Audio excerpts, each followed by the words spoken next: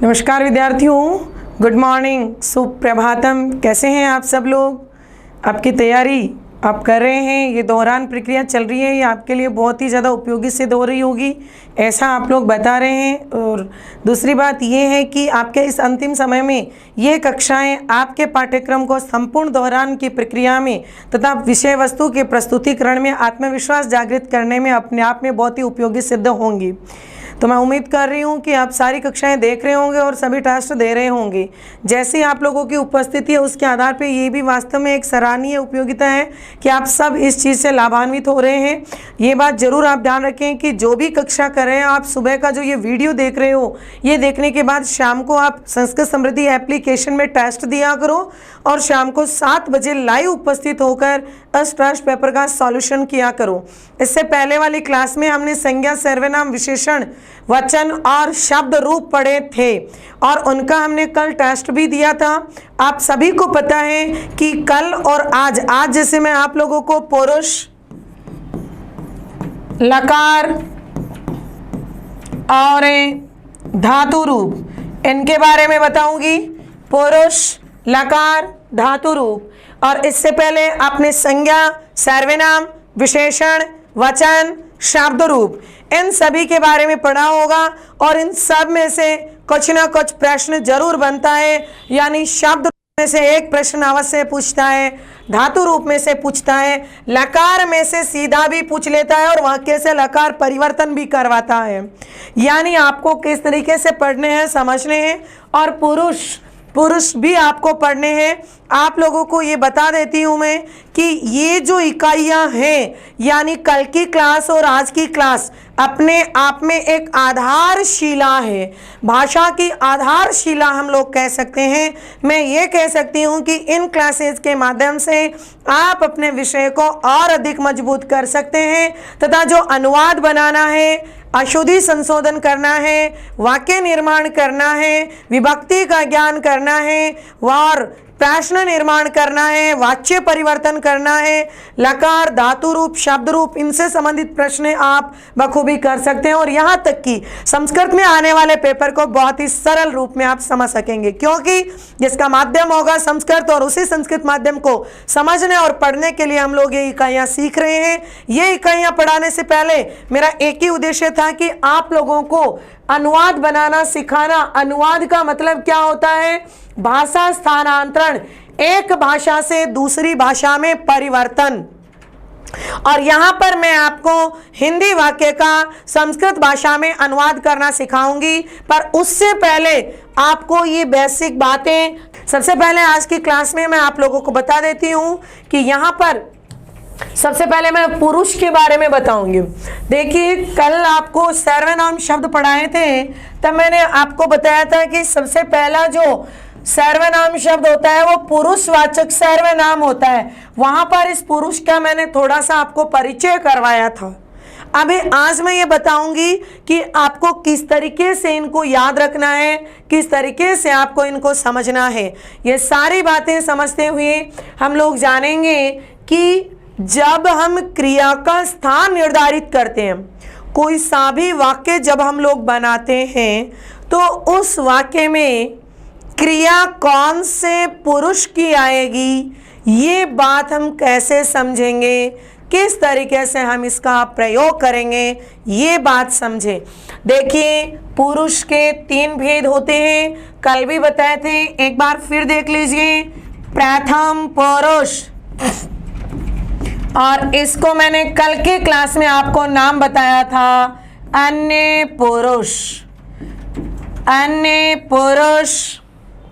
इसके बाद दूसरे नंबर पे आता है मध्यम पुरुष। मध्यम पुरुष। तीसरे नंबर पे आता है उत्तम पुरुष। और इन तीनों में से उत्तम पुरुष सबसे बलदायी होता है। उत्तम पुरुष सर्व बलदायी होता है। उत्तम पुरुष सर्व बलदायी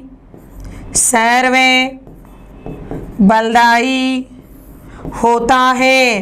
कैसे होता है वो अभी देखेंगे अपन लोग जब वाक्य बनाएंगे तब, कि उत्तम सबसे उत्तम होता है। उत्तम पुरुष का मतलब क्या है? वक्ता स्वयं से संबंधित जो शब्द प्रयोग में लेता है, मैं, हम दोनों, हम सब, जो स्वयं से संबंधित शब्द होते हैं। जैसे हम देखते हैं उत्तम पुरुष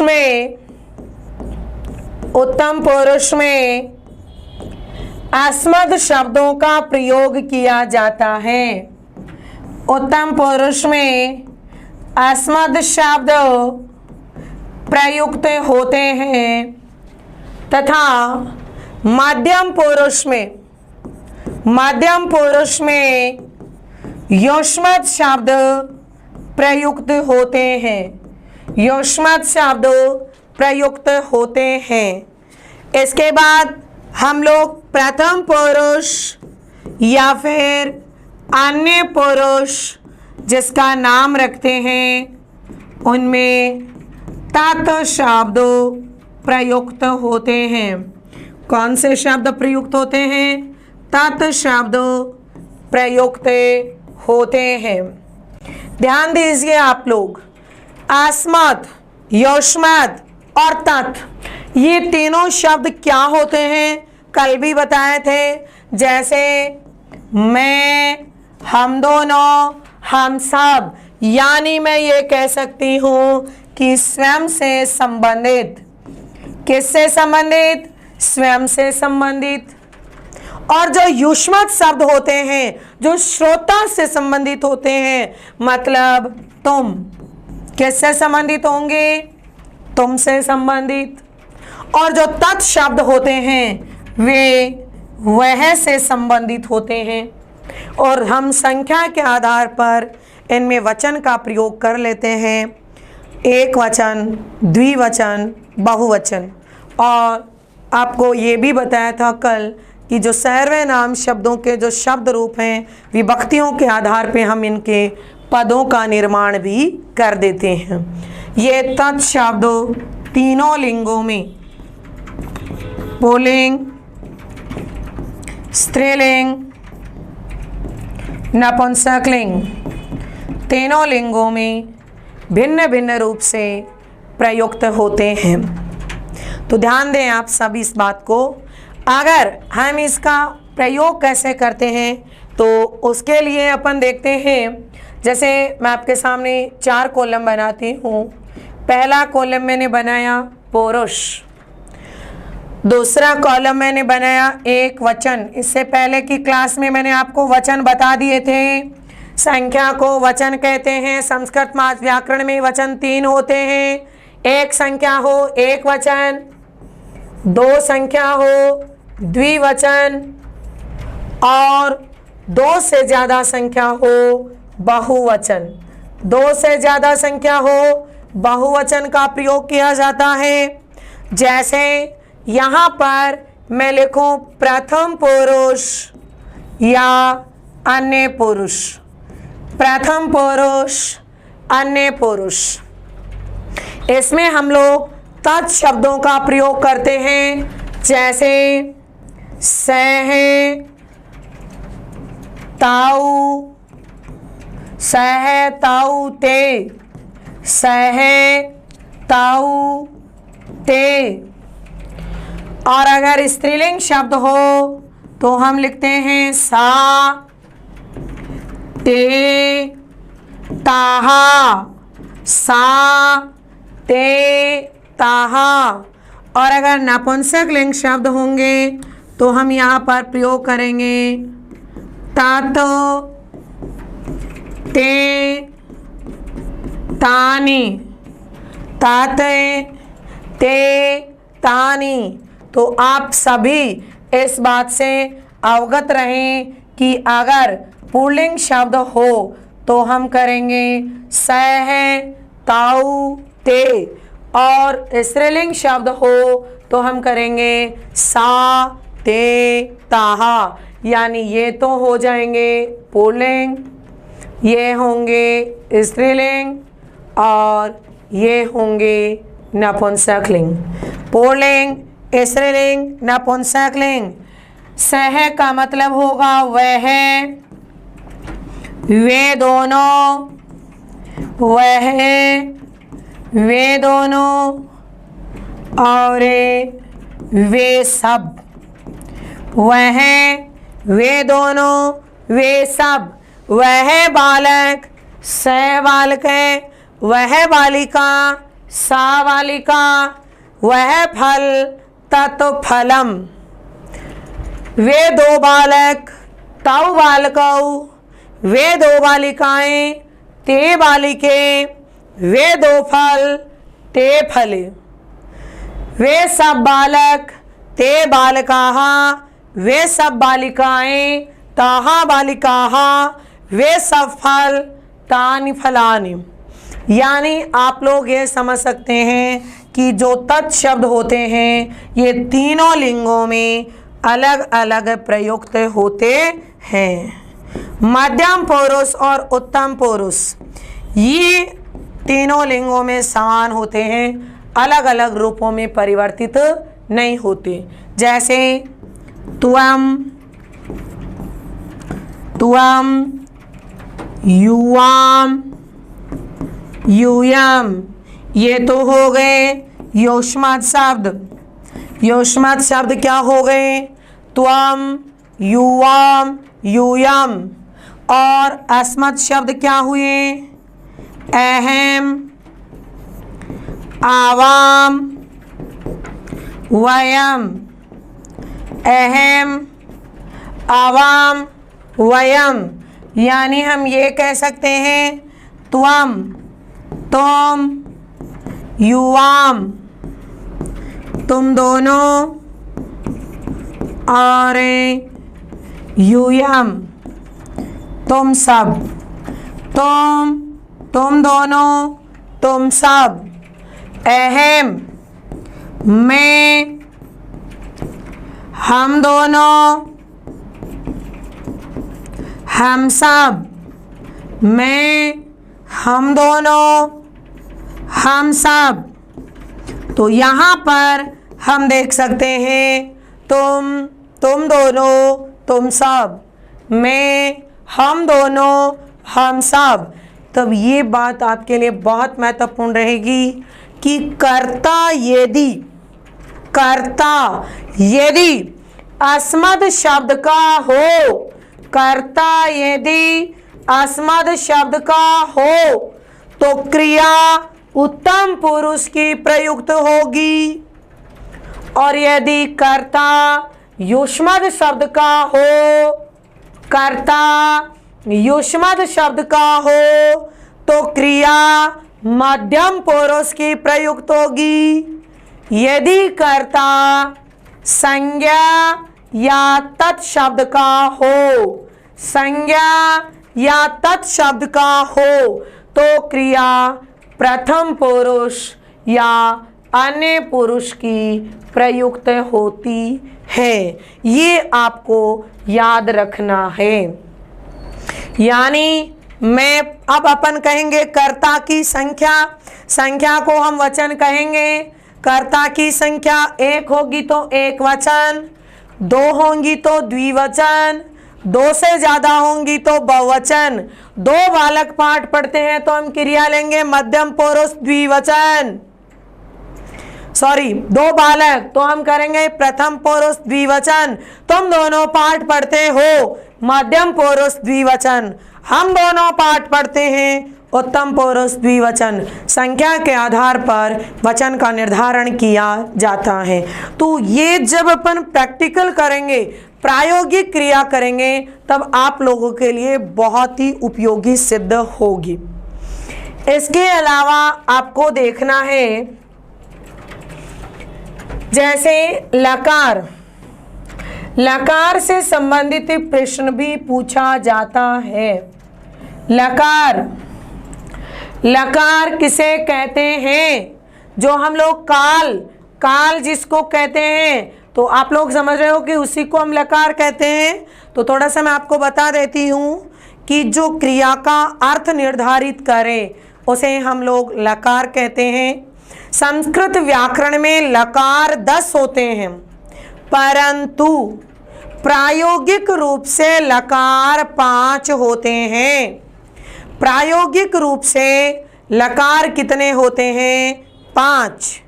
याद रखिए यहाँ पर, जैसे मैं आपके सामने बताती हूँ कि 5 लकार कौन कौन से हैं। तो जैसे हम 2 कॉलम बनाते हैं, लकार और क्रिया अर्थ, लकार और क्रिया अर्थ। लकार में सबसे पहले हम कहते हैं लट लकार। कौन सा लकार पढ़ेंगे? लट लकार। लट लकार किस क्रिया अर्थ में आता है? वर्तमान काल अर्थ। वर्तमान काल अर्थ। फिर हम कहते हैं लंग लकार। कौन सा लकार? लंग लकार, जिसको हम कहेंगे भूतकाल अर्थ। भूतकाल अर्थ। फिर हम लिखेंगे लंग लकार के बाद लोट लकार। कौन सा लकार? लोट लकार, जिसको हम कहेंगे आज्ञा अर्थ। और फिर हम जानेंगे लृट लकार। लृट लकार को हम कहेंगे भविष्यत काल अर्थ। भविष्यत काल अर्थ। और विधिलिंग लकार। विधिलिंग लकार। विधिलिंग लकार में हम बोलेंगे चाहिए अर्थ। चाहिए अर्थ। लकार कितने होते हैं? 5। लट लकार, कुल टोटल लकार तो 10 होते हैं, परंतु प्रयोग में 5 आते हैं। अब आपके मन में आया कि 5 के अलावा आ गया, तो यह आपके रीट के पेपर में पिछली बार आया था एक बार वीर राज, जिसको आउट ऑफ सिलेबस मानकर बोनस नंबर दिया गया था। यानी पाठ्यक्रम में हमें कितने लकार पढ़ने हैं? 5। 5 कौन कौन से हैं? तो देख सकते हो, लट लकार वर्तमान काल अर्थ, लंग लकार भूतकाल अर्थ, लोट लकार आज्ञा अर्थ, लृट लकार भविष्यत काल अर्थ और विधिलिंग लकार चाहिए अर्थ। आपको क्रम भले कोई से ही रूप में याद करो, बट ये जरूर याद रखना कौन सी क्रिया के अर्थ में कौन सा लकार आता है। अब इस तरीके से समझने के बाद, जैसे आपके सामने वाक्य आता है, राम पाठ पढ़ता है। अब हम क्या करेंगे? सबसे पहले देखेंगे क्रिया। क्रिया है पढ़ता है, तो हम चयन करेंगे किसका? लकार का। कौन सा लकार आएगा? लट लकार, क्योंकि वर्तमान काल अर्थ का बोध करवा रहा है। अगर राम ने पाठ पढ़ा, राम ने पाठ पढ़ा, अगर पढ़ता है लट लकार, अगर राम ने पाठ पढ़ा तो क्या होगा?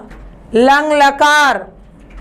तुम पाठ पढ़ो, ऑर्डर आज्ञा, तुम पाठ पढ़ो, ऑर्डर आता है, आज्ञा आती है, तो आएगा लोट लकार।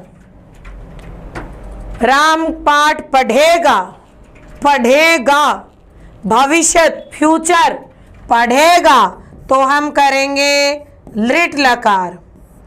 और तुम्हें पाठ पढ़ना चाहिए या राम को पाठ पढ़ना चाहिए, जहाँ रिक्वेस्ट आ जाती है, जहाँ चाहिए अर्थ आ जाता है। कौन सा अर्थ आ जाए? चाहिए अर्थ। चाहिए अर्थ आ जाता है, वहाँ पर हम लोग कौन सा लकार करेंगे? विधिलिंग लकार। कौन सा लकार करेंगे? विधिलिंग लकार। और हम करेंगे पढ़ना चाहिए। तो सबसे पहले क्रिया देकर हम लोग लकार का चयन करेंगे। किसका चयन करेंगे? लकार का चयन करेंगे। लकार का चयन करके जैसे पढ़ता है तो लट लकार, पढ़ा तो लंग लकार, पढ़ेगा तो लिट लकार भविष्यत काल, पढ़ो लोट लकार, पढ़ना चाहिए विधिलिंग लकार।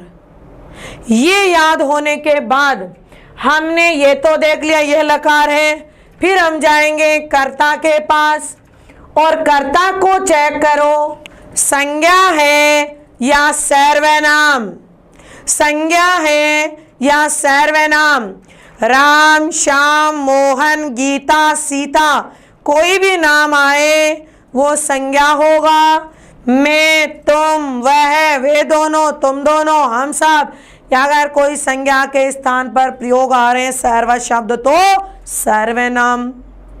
अब ध्यान दे लीजिए, अगर आपके सामने ये मैंने आपको बताया भी था, अगर यहाँ पर स्वयं से संबंधित अस्मत् शब्द से संबंधित कोई कर्ता हो तो उत्तम पुरुष की क्रिया लगा देना, तुम से संबंधित हो तो मध्यम पुरुष की लगा देना, और वचन जितने कर्ताओं की संख्या है उनके अनुसार लगा देंगे। जैसे तुम दोनों पाठ पढ़ते हैं तो तुम दोनों या तुम दोनों पाठ पढ़ो। अब तुम दोनों पाठ पढ़ो ऑर्डर दे रहे हैं तो हम लोट लकार मध्यम पुरुष द्विवचन की क्रिया का प्रयोग करेंगे। अगर कोई तत्शब्द या संज्ञा शब्द आ रहा हो तो हम किसका प्रयोग करेंगे? प्रथम पुरुष या अन्य पुरुष का, और कर्ता की संख्या गिन लेंगे। जितने कर्ता होंगे उसी वचन के अनुसार कर्ता एक होगा, क्रिया एक वचन, कर्ता दो होगा, क्रिया द्विवचन, कर्ता दो से ज़्यादा होंगे, क्रिया बहुवचन की हो जाएगी। अगर कर्ता में मिला जुला रूप आ जाए, कर्ता में मिला जुला रूप आए तो उत्तम पुरुष सबसे बलदायी होता है। यानी मैं, तुम और वह पाठ पढ़ते हैं, या मैं, तुम, वह पाठ पढ़ेंगे। अब मैं यहाँ पर क्या हो गया? उत्तम पुरुष का, तुम मध्यम पुरुष का, वह प्रथम पुरुष का। अब पढ़ेंगे से तो समझ में आ गया कि लकार कौन सा होगा, लिट लकार होगा। बट यहाँ पे पुरुष कौन सा आएगा? तो सबसे बड़ा उत्तम पुरुष होता है, उससे छोटा मध्यम होता है और सबसे छोटा प्रथम होता है। यही प्रैक्टिकल हम अनुवाद में करेंगे, यही क्लास होगी रविवार को, यही तो बात हम सीखेंगे। अनुवाद वाक्य किस तरीके से बनते हैं, इन्हीं का प्रयोग करके अनुवाद का प्रयोग किया जाएगा। सबसे बलदायी पुरुष कौन सा होगा? उत्तम। फिर हम कर्ता गिनेंगे, कर्ता कितने हो गए? मैं, तुम, वह, तीन, और तीन हो गए तो वचन कौन सा हो गया? बहुवचन। यानी लिट लकार उत्तम पुरुष बहुवचन का प्रयोग किया जाएगा। इस आधार पे हम लोग इस चैप्टर का प्रयोग करते हैं। अब ये जो क्रिया के अर्थ के आधार पे आपने लकार देखे, इन पांचों लकारों का आपको क्रिया के रूप में जो दो जिसको हम लोग धातु रूप बोलते हैं वो याद करने हैं। थोड़ा सा मैं उसके बारे में भी बता देती हूँ। जैसे धातु, धातु किसे कहते हैं? तो क्रिया के मूल रूप को धातु कहते हैं। क्रिया के मूल रूप को धातु कहते हैं। क्रिया के मूल रूप को धातु कहते हैं। धातु में हम लोग अलग अलग रूप कर देते हैं। एक तो करते हैं पारस्मयी पदी धातु, और एक करते हैं आत्मनेपदी धातु।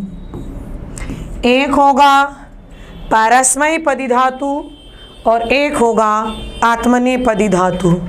इन दोनों का जो मिला जुला रूप होगा वो होगा उभयपदी धातु।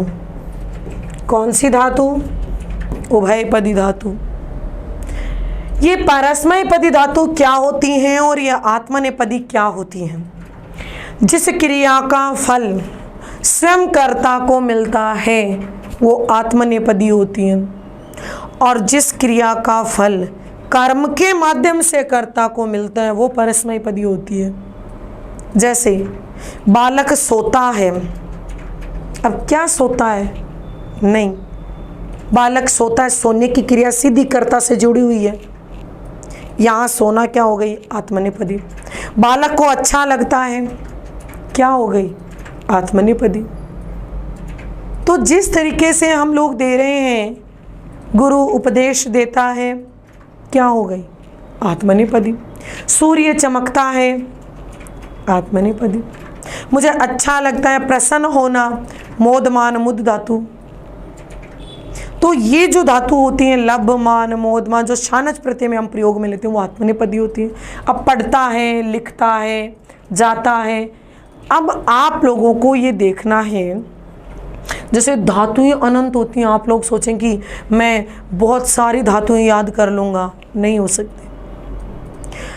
उन धातुओं का किस किस गण में आधार पे आप लोगों को सामान्य परिचय पढ़ना है, कहाँ से पढ़ना है, इसे YouTube चैनल पर आप लोगों के पाठ्यक्रम में संभावित धातु रूप के 2 वीडियो बनाए गए हैं विस्तृत रूप से। दोनों वीडियो आप अच्छे से देखना। आप जब सर्च करेंगे ना इस YouTube चैनल को तो आपको धातु रूप के वीडियो मिलेंगे, और उन धातु रूप में याद तो अब आपको ही करना पड़ेगा। उसमें अच्छे से बता रखे हैं कौन कौन सी धातु आपके प्रयोग में ली जाती हैं। ज़्यादातर आप लोग क्या करना, जैसे मैं बात करती हूँ परस्मैपदी की, क्योंकि इसमें इसका प्रयोग तो फिर भी आपके लिए बहुत अपने आप में गौण अर्थ में आता है, ये ज़्यादा महत्वपूर्ण अर्थ में आता है, मुख्य रूप में आता है। तो देख सकते हैं आप लोग, जैसे पट धातु है। अब आप लोग क्या करो, सबसे इम्पोर्टेंट बात ये है, पट धातु के 5 लकारों के रूप याद कर लो। जैसे लट लकार वर्तमान काल, पठति पठतः पठन्ति, पठसि पठतः पठत, पठामि पठावः पठामः। फिर हम लोग लंग लकार में क्या याद करेंगे? पठत पठताम पठन, पठः पठतम पठत, पठम पठाव पठाम। फिर हम लोग लृट लकार में याद करेंगे पठिषेति पठिषेतः पठिषन्ति, पठिषेषि पठिषेथः पठिषत्, पठिषामि पठिषावः पठिषामः। इसी रूप में अगर हम लोग करेंगे लोट लकार, पठतु पठताम पठन्तु, पाठ पठतम पठत, पठानि पठाव पठाम। फिर हम लोग विधिलिंग लकार रूप में याद करेंगे पठेत पठेताम पठेयुः, पठेः पठेतम पठेत, पठेयम पठेव पठेम। एक धातु के आप 5 लकार याद करने के बाद ये पता कर लो कोई भी धातु आती है उसके रूप चलते कैसे। जैसे भू धातु है तो भवती भवतः, फिर ये पूरा याद होने के बाद आप आसानी से बना सकते हो। लिख धातु है, लिखती लिखता है। गम धातु है वो गच्छ में बदल जाती है, ये याद कर लेना। पा धातु है वो पिब में बदल जाती है। स्था धातु है वो तिष्ठ में बदल जाती है। दृश्य धातु है वो पश्चिम में बदल जाती है। ये याद करना आप लोग, बस इतना याद कर लोगे तो क्या करोगे भाई, ये याद कर लिया मान लिया तो आप करोगे गच्छति गच्छतः गच्छन्ति, गच्छतु गच्छताम गच्छन्तु, गच्छेत गच्छेताम गच्छेयुः, अगच्छत अगच्छताम अगच्छन्। और उसी रूप में ध्यान दें जो भविष्यत काल होता है वो मूल धातु में ही होता है। गमिष्यति गमिष्यतः गमिष्यन्ति, पाश्यति पाश्यतः पाश्यन्ति, स्थास्यति स्थास्यतः स्थास्यन्ति, दृश्यति द्रक्ष्यत द्रक्ष्यन्ति, प्रच धातु का होगा प्रक्षति, प्रक्षत, प्रक्षंति। हर धातु जो जो इंपॉर्टेंट धातु हैं उन सभी का 2 वीडियो मिलेंगे इसी यूट्यूब चैनल पर।